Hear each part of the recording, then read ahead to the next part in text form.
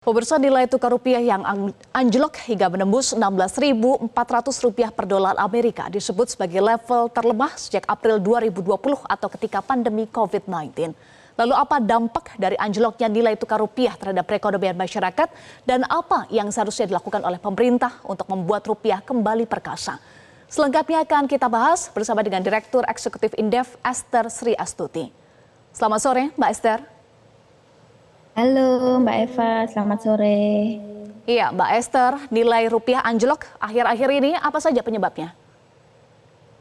Ya, kalau menurut saya ini selain faktor global sih, yang kedua adalah faktor domestik. Karena kita kalau bisa memanfaatkan depresiasi rupiah yang terus anjlok ini, bisa saja kita mendulang windfall ya atau rezeki nomplok.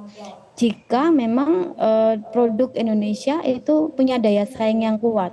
Artinya jika produk Indonesia itu di global market itu laku ya dengan harga yang murah, apalagi ditambah dengan depresiasi rupiah yang terus terjadi, maka harga produk Indonesia akan lebih murah lagi. Nah, sehingga jika hal ini memang terjadi, maka ekspor Indonesia bisa menjadi meningkat ya, sangat drastis. Tetapi masalahnya kita tidak bisa memanfaatkan momen itu gitu ya.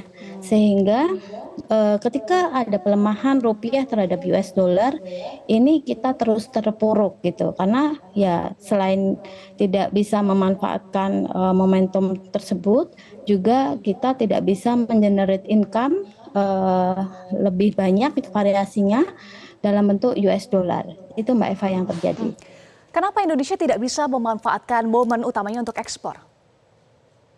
Ya karena kalau kita lihat biaya produksi dari produk-produk Indonesia ini relatif sangat tinggi, sehingga harga produk final Indonesia itu relatif lebih mahal dibandingkan dengan harga produk yang sejenis ya dari negara-negara lain, sehingga itu yang membuat harga produk kita itu tidak dibeli ya. Contoh yang kecil saja, kalau kita bicara tentang produk tekstil ya di domestik sendiri, kita sudah dibanjiri oleh produk-produk tekstil dari negara lain yang harganya lebih murah ya, sehingga produk tekstil di dalam negeri sendiri itu tidak laku gitu. Nah, bayangkan kita harus compete di global market gitu.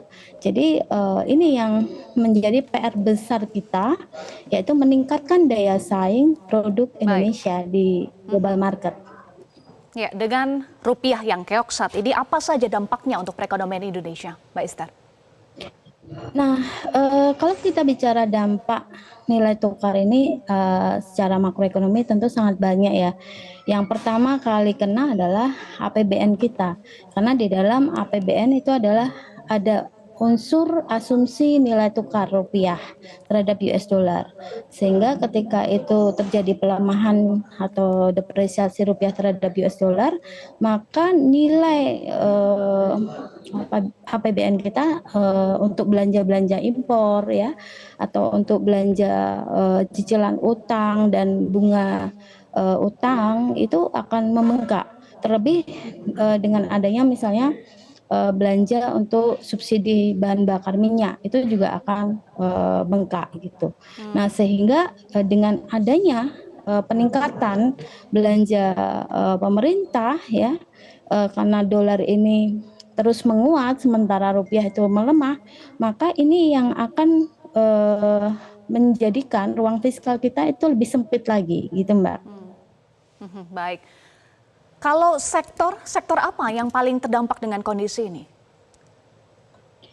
Kalau sektor saya lihat industri manufaktur ya. Kenapa?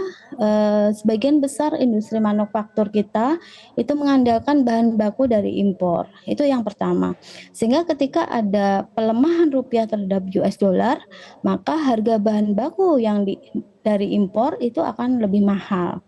Nah, ini akan meningkatkan biaya produksi dari industri manufaktur tersebut ya, sehingga harganya pun akan lebih mahal Dan ini yang nanti berdampak mungkin penurunan omset ya, sehingga nanti akan ada potensi layoff atau PHK ya di industri manufaktur. Yang kedua, kalau kita lihat lagi sektor-sektor dari pertanian ya, karena kita lihat bahwa bahan pangan Indonesia, beras ya, gula pasir dan lain-lain itu diimpor dari luar negeri dan kita bayarnya pakai US dollar. Nah, itu yang membuat kenapa ya adanya pelemahan rupiah terhadap US dollar ini juga terdampak sampai dengan masyarakat. Baik, jadi langkah apa yang harus segera diambil oleh pemerintah, utamanya Kementerian Keuangan, kemudian Bank Indonesia untuk stabilisasi rupiah? Ya, kalau dalam teori ekonomi moneter kan hanya ada beberapa instrumen moneter yang bisa digunakan. Yang pertama adalah operasi pasar, artinya Bank Indonesia menjual US dollarnya gitu ya, yang tadinya menjadi cadangan devisa negara itu dijual sebagian untuk bisa meredam ya gejolak nilai tukar rupiah terhadap US dollar ini. Yang kedua, itu bisa menggunakan instrumen tingkat suku bunga ya. Jadi ketika tingkat suku bunga itu dinaikkan, maka diharapkan itu bisa mengabsorb ya rupiah lebih banyak sehingga rupiah nanti akan menguat. Nah, tetapi ini hanya bisa dilakukan untuk kebijakan yang short term gitu ya, jangka pendek. Nah, akan lebih baik lagi jika PR besar tadi yaitu Ya. meningkatkan daya saing produk Indonesia itu bisa ditingkatkan. Yang kedua adalah generate income dalam bentuk US dollar itu lebih banyak. Misalnya sektor pariwisata, generate income lebih saja di sektor pariwisata sehingga turis-turis asing itu datang membawa US dollar gitu ya, sehingga kita lebih banyak suplai US dollar Baik. yang ada di Indonesia. Atau kita banyak mengirim tenaga kerja Indonesia tetapi bukan dalam bentuk blue collar ya, tetapi white collar, sehingga mereka bisa menghasilkan US dollar katakanlah atau mata uang asing lebih banyak untuk Indonesia. Karena Ya. orang-orang yang bekerja di luar negeri itu biasanya mengirim uang ke keluarganya di Indonesia. Demikian Mbak Eva. Baik. PR besar itu tadi ya, meningkatkan daya saing produk Indonesia di pasar global harus segera dijawab. Baik, terima kasih Mbak Esther sudah bergabung bersama kami di Metro hari ini.